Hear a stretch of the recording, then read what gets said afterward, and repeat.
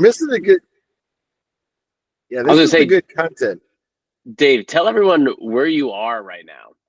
Well, I'm inside my luxurious Chrysler Pacifica Pinnacle Edition with my, people see me get out of a minivan. They double take it a lot. They're like, wait, this see you coming out of like a monster truck, but the minivan doesn't line up. And I said, it's because I got layers, bro. I'm an onion. You're like an ogre, bro. You got onions, you got deep layers. Can you imagine? I get me and my bodybuilding friends popping out of this thing, like just ready to take our daughters to gymnastics class and go trick or treating and all this. It's a thing. You're the real family man. You think that like like if people could assume what car you had, what like kind of monster truck would you have that would best fit you? I mean, I love trucks. My favorite truck is like dualies. I love dualies with the two back, the double back wheels, and like a diesel Those dually, guys. any diesel dually. And I'm a GMC guy. I just think GMC are the best trucks. And I have a GMC that's like, oh, I mean, geez, it's like 10 years old now. But like, I don't know, man. I'm getting to that point where I've got 150 some odd thousand miles on my truck, and I want to get a new one, but they're crazy expensive. Like when I bought my truck, you could get trucks for like 50, 70,000. Now they're like closing in on like six figures. Yeah. So I'll probably just stick with mine until it dies or something. I was say, well, Haley and I were lucky enough to be in that that car that truck that is just absolutely riddled with miles. And also, like, when you get in a car and you're like, yeah, this car's been places. That's what your truck's like. Yes, the seats are worn. I keep it clean, but like the ass molding in the seats are like they're in there. And I've got so many good memories in that truck. Like I wouldn't even want to get rid of it.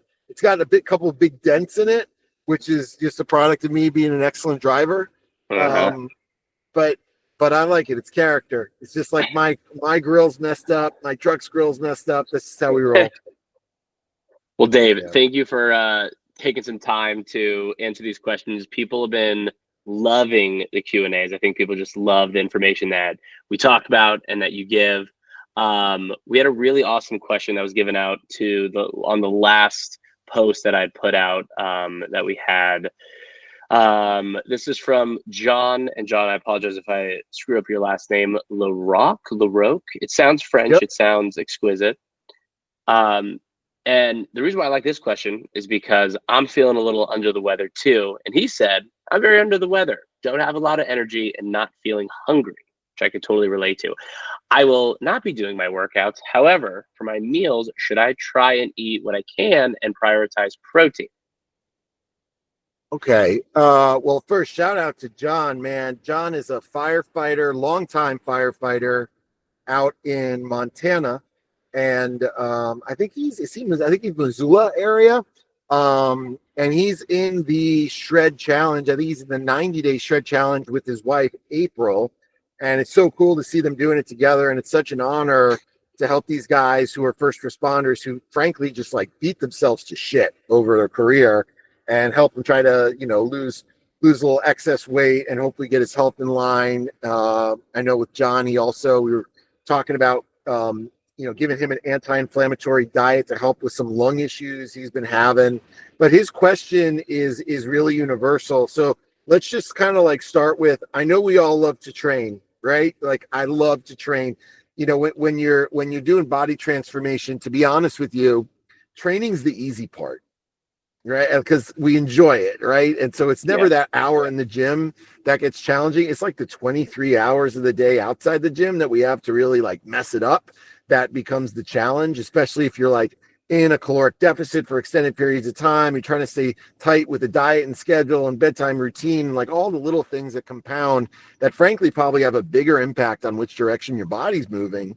So, in terms of training, here's a general rule if you're sick. If you have a fever, do not train.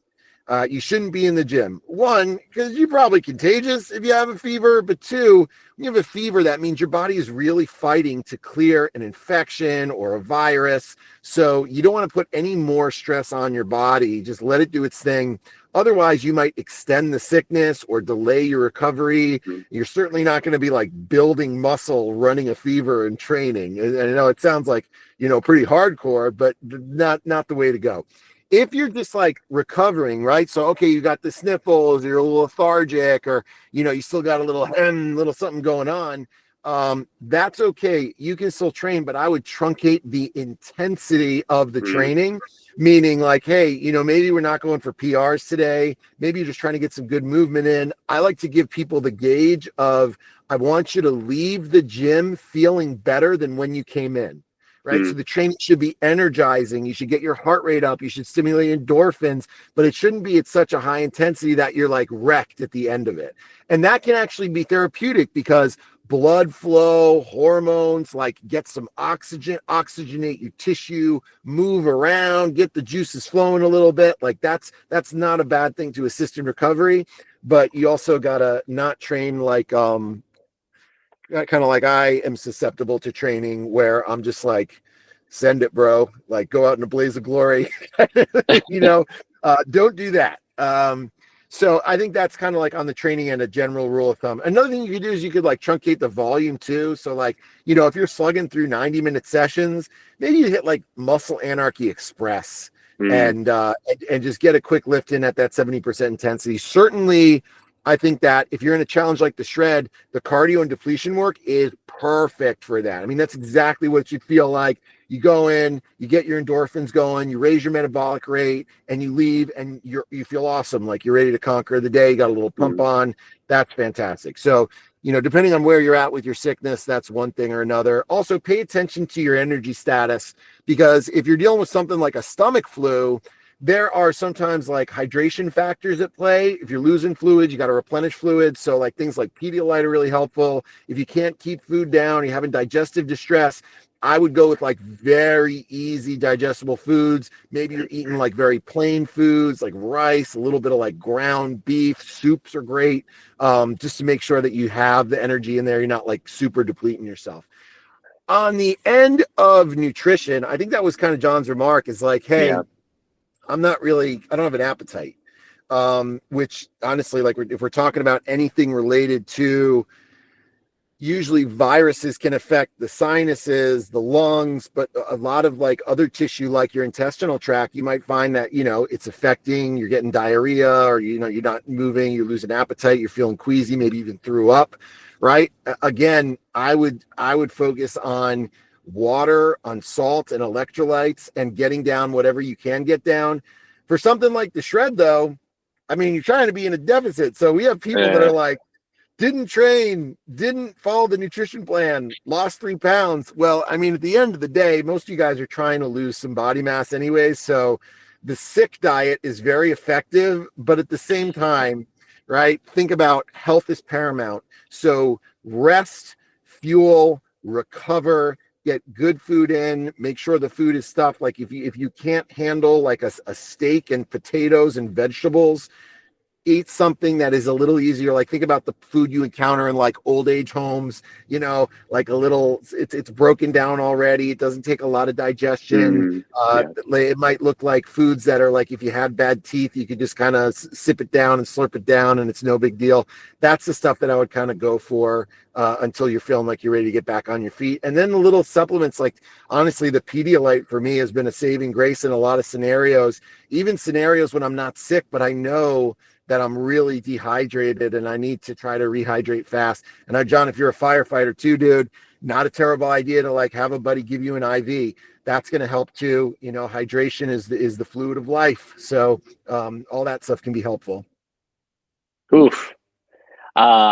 Thanks for bringing up the food, because I feel like people would be like, well, like, what should I have? I think like, some like nice like oatmeal or like like a nice like protein shake or a smoothie would be really nice to slug down.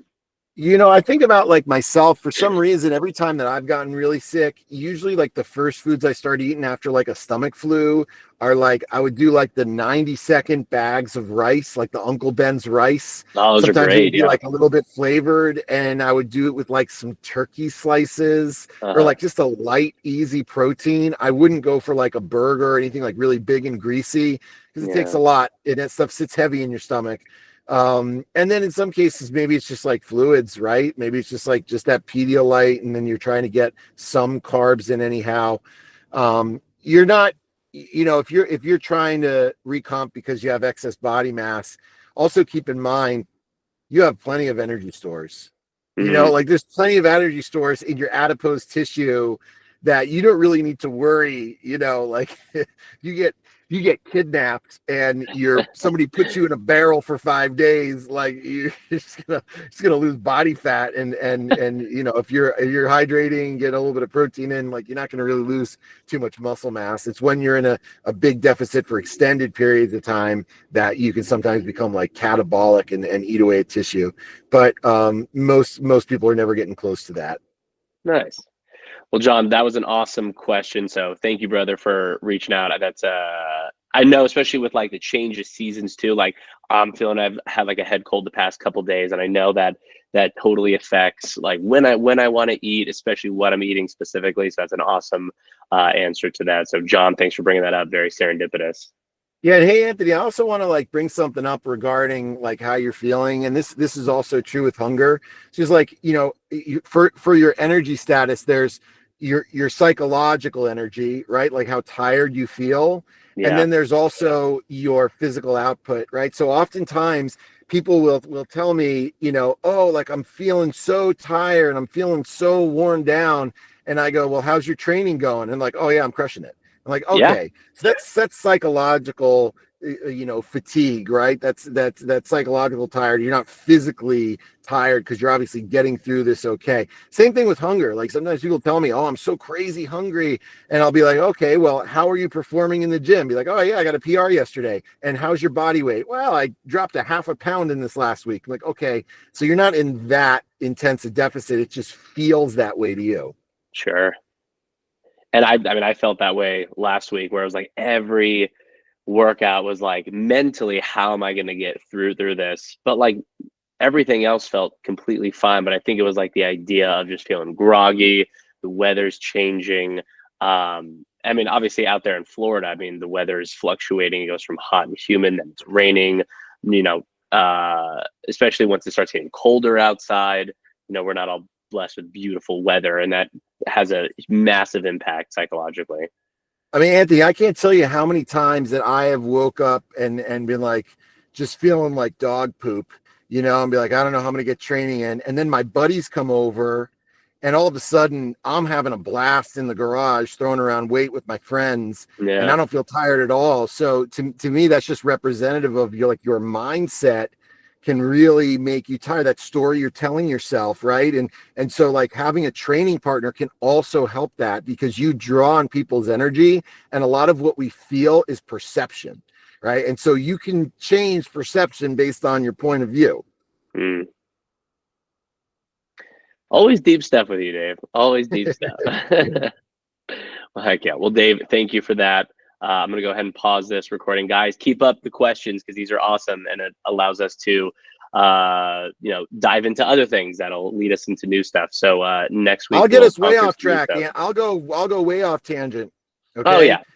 I'm sitting in a Starbucks parking lot in my minivan. I got nothing better to do, dude.